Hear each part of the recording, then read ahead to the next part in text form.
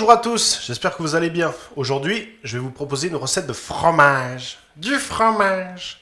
Je vais vous proposer de faire la recette du blason. Et comme c'est une recette un peu particulière, il va falloir un peu de matériel particulier, justement. À commencer par un grand faitout de 22 litres, une passoire assez grande, un fouet avec un long manche, une étamine à fromage de 60 par 60 cm, deux seaux de 2 litres et demi, dont un qui est percé de plein de petits trous d'1 mm de diamètre. Et enfin, le blason, une marque à fromage, tout simplement. Passons maintenant aux ingrédients. Pour un fromage d'environ 1 kg, 1 kg 200, il va nous falloir 10 litres de lait de vache cru, du jour, voire de la veille, 2 cuillères à soupe de présure 520 mg de chymosine active, 40 g d'un précédent fromage le blason, ou alors 40 g de comté, ou de Beaufort, au choix. Et aujourd'hui, une petite variante, mais vous n'êtes pas obligé de le mettre, vous pouvez aussi le remplacer par d'autres choses. 2 cuillères à café de piment d'Espelette en poudre. Il faut d'autres ingrédients ensuite pour l'affinage du fromage, mais on y reviendra plus tard. Ce sera principalement de l'eau et du sel. Si vous le souhaitez, vous pouvez aussi ajouter la moitié d'un gramme de ferment lactique MA 4001, lyophilisé. Je vous laisse comme d'habitude avec la liste d'ingrédients et on va pouvoir attaquer la première étape juste après.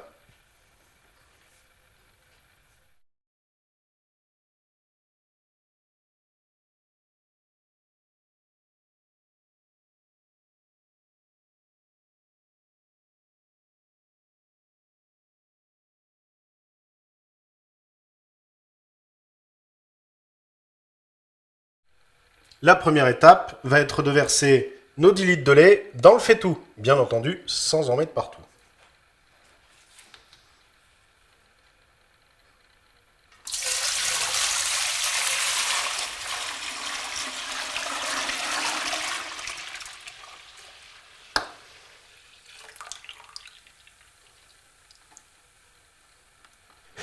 Une fois le lait versé, il va falloir le monter doucement à température jusqu'à 35 degrés. Et on surveille ça très précisément avec un thermomètre. 16 degrés. Et on va le monter à feu doux, feu moyen, jusqu'à 35 degrés. Pendant la lente montée en température jusqu'à 35 degrés, vous allez pouvoir râper finement vos 40 g de fromage afin d'ensemencer ce dernier et lui donner du goût. Bien entendu, vous râpez la croûte avec. Ceci va permettre d'ensemencer le fromage et de lui donner plus de goût et de rusticité. En fonction, bien entendu, du fromage que vous décidez d'ajouter. C'est aussi à ce moment-là que vous allez pouvoir ajouter vos ferments et, par exemple, ici, le piment d'Espelette. Voilà. Et on va brasser tout ça tranquillement.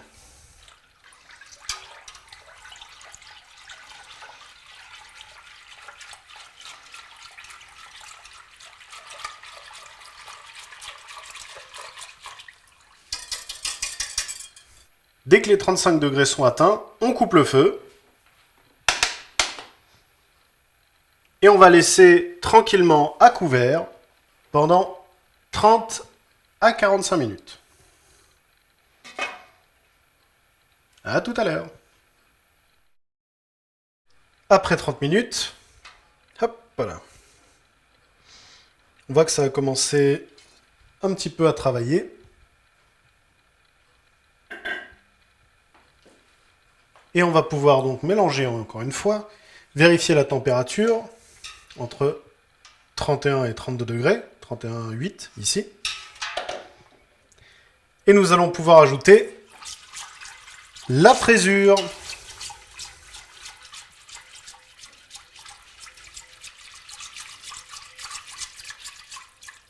Voilà, le lait n'est pas tout à fait blanc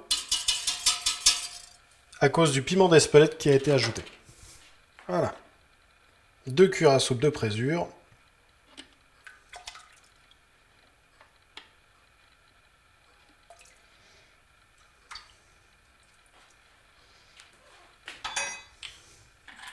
On mélange bien.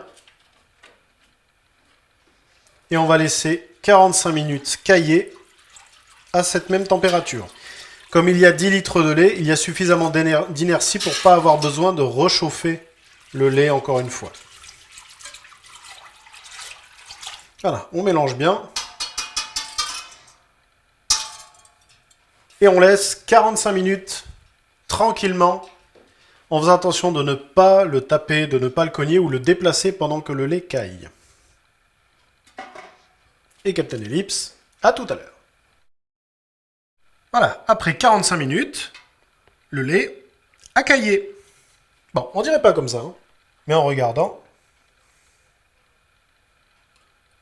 ça fait des morceaux. Voilà, donc on va prendre un pic à brochette en inox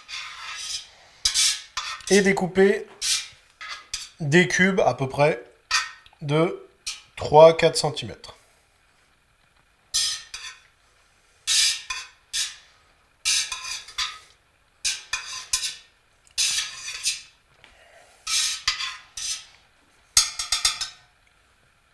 Et maintenant, on va mettre à chauffer à feu moyen jusqu'à 50-53 degrés.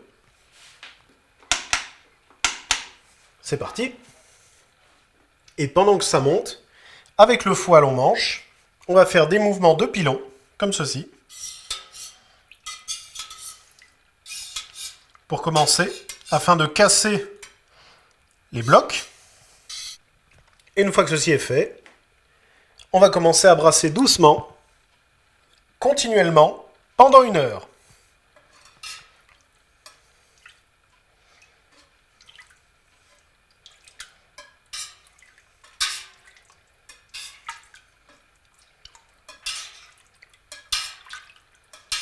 Afin de réduire les morceaux de caillé qu'on voit ici en morceaux de la taille d'un grain de maïs à peu près. Voilà, avec la montée douce en température, au bout d'1 heure, on devrait être arrivé à peu près à 50-54 degrés.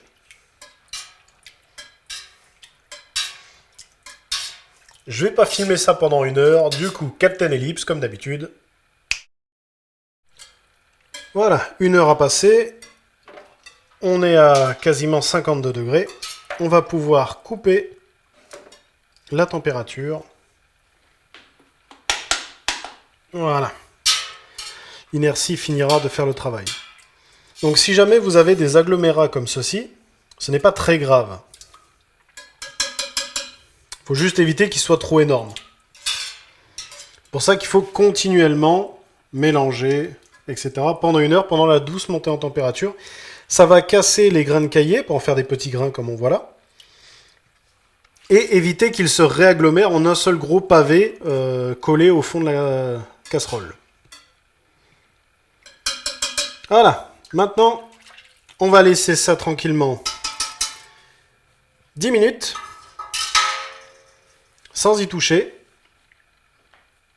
Et pendant ce temps, on va préparer la passoire et l'étamine. On va mettre dans l'évier le seau, la passoire, puis l'étamine. On met le seau dans l'évier afin de récupérer le petit lait. Parce que le petit lait, on va pouvoir en faire de la ricotta, du brochu et autres fromages faits à partir de ce petit lait, justement. On peut aussi le réutiliser pour remplacer le lait dans les gâteaux. Ce sera beaucoup moins gras, du coup. Une fois les 10 minutes écoulées, il ne reste plus qu'à transvaser le contenu du faitout à travers l'étamine. En faisant doucement, afin de ne pas renverser tout ça.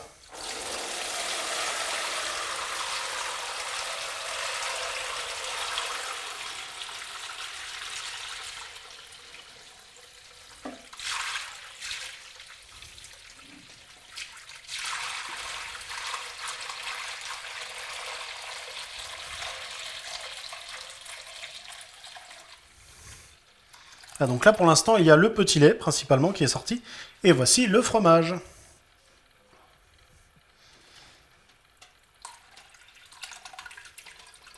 On va maintenant pouvoir transvaser, s'il veut bien descendre.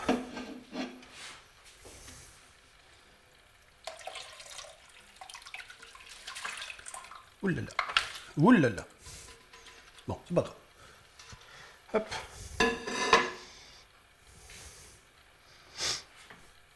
Ma passoire a un peu glissé. Alors, on va refermer les pans ici. On va le laisser s'égoutter un tout petit peu.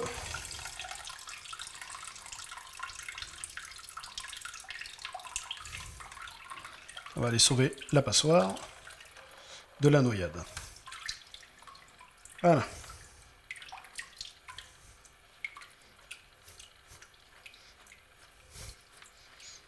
Bon, on va réserver la passoire pour l'instant. Et ça, on va le rebasculer dans le faitout.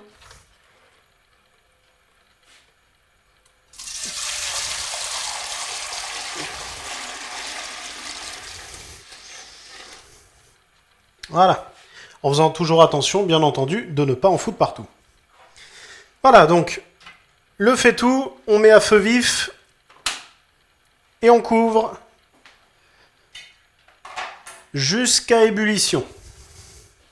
Ce qui peut prendre entre 20 et 30 minutes. De l'autre côté, nous avons donc notre fromage, ici.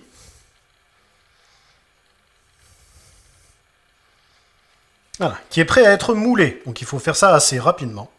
Mais avant ça, comme on a eu du piment d'Espelette à l'intérieur, il faut essayer de le remélanger un petit peu à la main.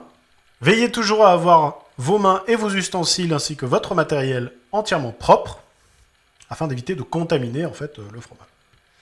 Et du coup, on va simplement le remélanger un peu à la main, afin de mieux le répartir et de permettre d'éliminer encore un peu d'eau de l'intérieur du fromage. Alors bien entendu, faites attention de ne pas vous brûler, parce que c'est chaud. Je le rappelle, ça sort à 50-53 degrés. Voilà, le piment d'Espelette colorera aussi un peu la chair du fromage. Et voilà. Donc, ceci étant fait, on va repasser un coup en pressage. Voilà. On presse, on presse, on presse, on presse, il n'y a pas de souci. Le but étant d'éliminer beaucoup d'eau.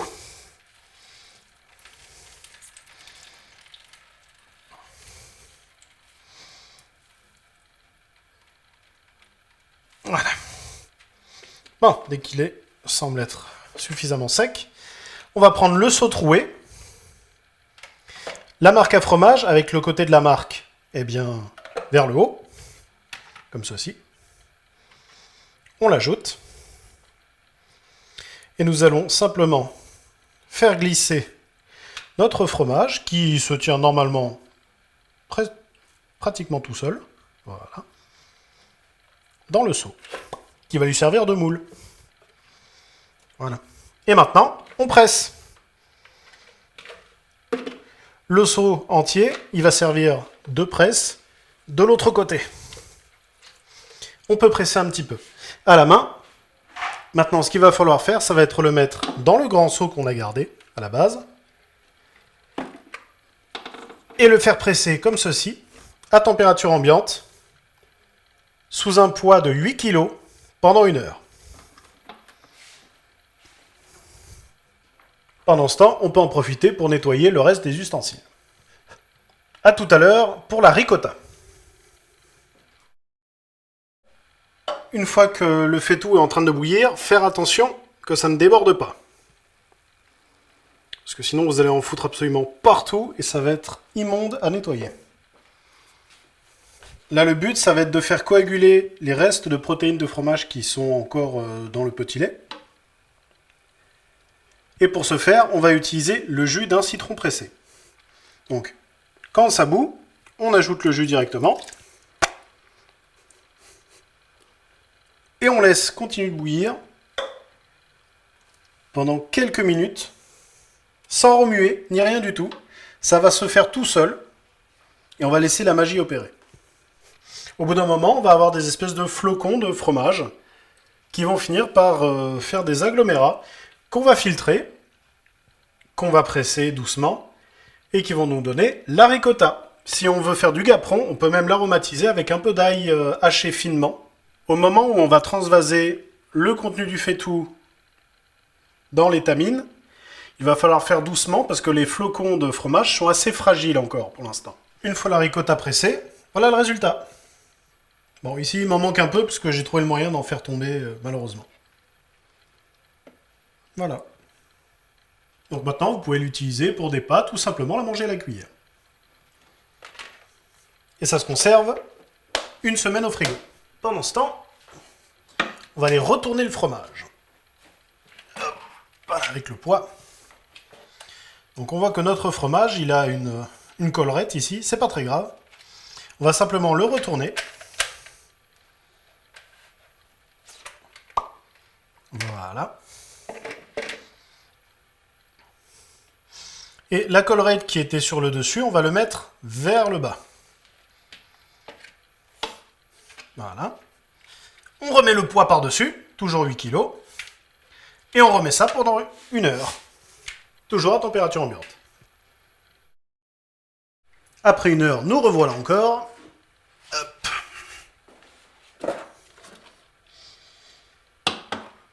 Pour retourner une fois de plus notre fromage. Toujours pareil.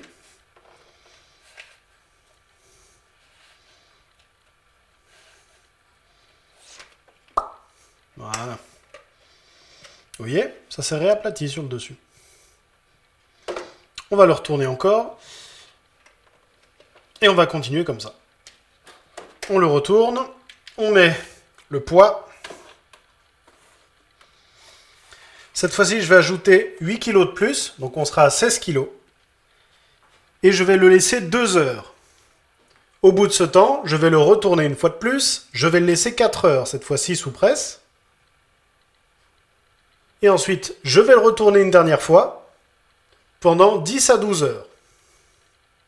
Je vous retrouve donc demain pour la suite des opérations. Et nous revoici le lendemain. Hop. Le fromage a bien été pressé.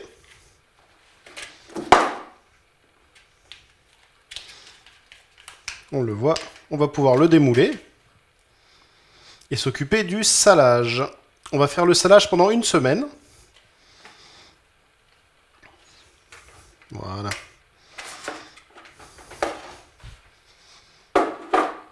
Hop, voilà. On a un beau bébé. Et on va saler pendant 1 semaine, chaque jour, en le salant sur les côtés et sur le dessus. Le lendemain, on le retourne et on sale à nouveau sur les côtés et le dessus. Pour le salage, j'utilise du sel de Guérande, tout simple. 1 demi-cuillère à café. Hop, voilà, on attaque les côtés.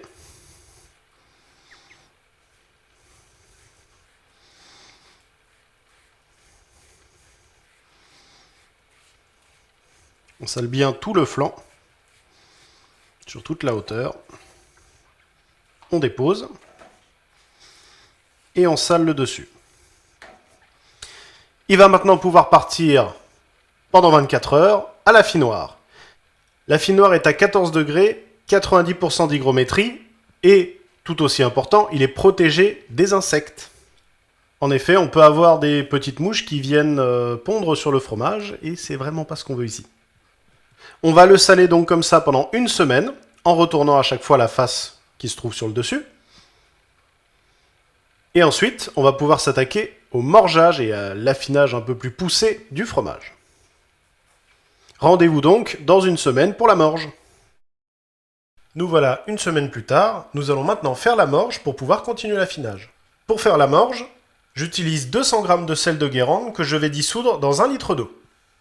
Une fois que tout est bien dissous, on a notre saumure qui va petit à petit se transformer en morge. La morge, c'est le résultat, en fait, de la saumure ensemencée, entre guillemets, avec les micro-organismes de la croûte des fromages que nous allons brosser, laver, que nous allons morger, en fait, techniquement. Notre morge est prête. Il ne reste maintenant plus qu'à morger les fromages. Et les fromages, justement, j'en ai un qui est un peu plus vieux, que je vais pouvoir vous montrer, et celui que nous avons commencé en début de vidéo. Les voici. Ensuite, nous avons commencé après une belle couleur orange, presque mi-molette, hein, j'ai envie de dire. Tandis que l'autre est un peu plus vieux, il a 2 mois et demi. Je fais toujours mon affinage sur des plaques de bois et une petite brosse pour l'ancien, qui a besoin d'être brossé un petit coup. Voilà, principalement dans le blason. Donc, ça ne risque rien, hein, c'est assez dur, il n'y a pas de problème pour ça. Voilà. Une fois que vous l'avez bien brossé, enlevez quelques bouts qui auraient pu rester de moisissure. Ça peut arriver, hein, c'est pas un mal d'ailleurs. Il faut juste bien le brosser de temps en temps. On va pouvoir le morger. Et pour ça, on va prendre un petit peu d'eau. On va attaquer les flancs. Hop.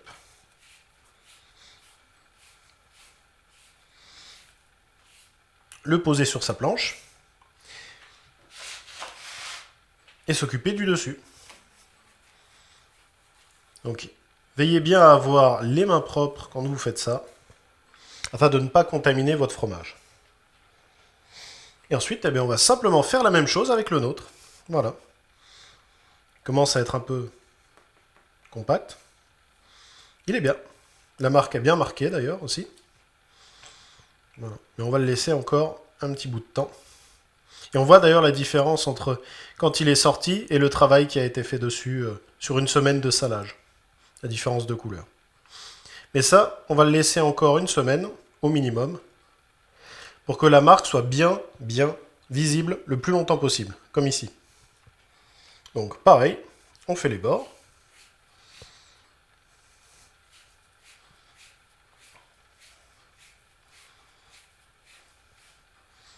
Hop. On le retourne vu qu'il était blason vers le haut. Et on morge le dessus.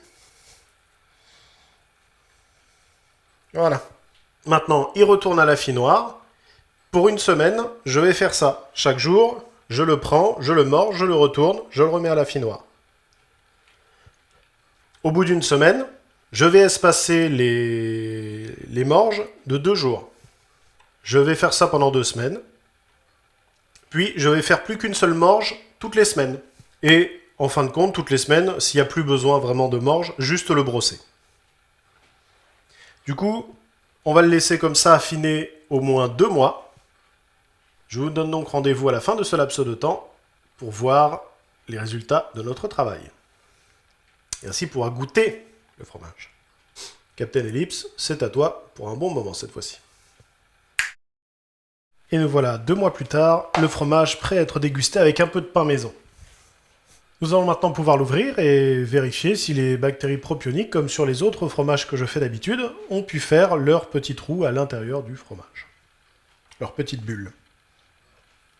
Pour ça, on va l'ouvrir en 2. Hop. Et, surprise. Tada! Alors, il y en a un petit peu quand même. On voit qu'il y a quelques trous. Donc justement, c'est le travail des bactéries propioniques qui permettent de faire des petites bulles de gaz, comme pour le gruyère, l'emmental et beaucoup d'autres fromages. Voilà. Et on voit donc l'épaisseur de croûte qui se fait doucement. La partie plus sèche, la croûte en elle-même, à l'extérieur, la partie plus sèche et la partie intérieure qui est encore toute molle. Voilà. Voilà. Maintenant, vous savez faire un fromage le blason. Il ne reste plus qu'à tester et en faire d'autres. J'espère que cette vidéo vous aura plu. Je vous laisse maintenant avec le récapitulatif comme d'habitude. Et je vous souhaite une bonne journée. À bientôt!